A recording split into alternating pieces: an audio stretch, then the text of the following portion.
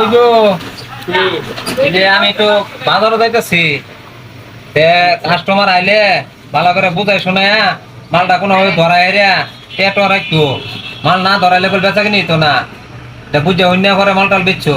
আমি ম্যাডাম একটা বাথরুমের টিস্যু দাও। টিস্যু নাই, দামে তো পড়ে গেল ব্যবসা কিনে হলো লাগবে।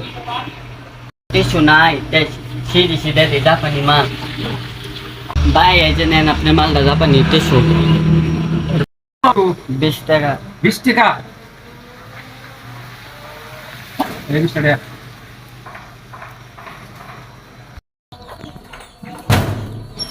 ফুকির আমার রইল শেষ। ফুকির আমার রইল শেষ।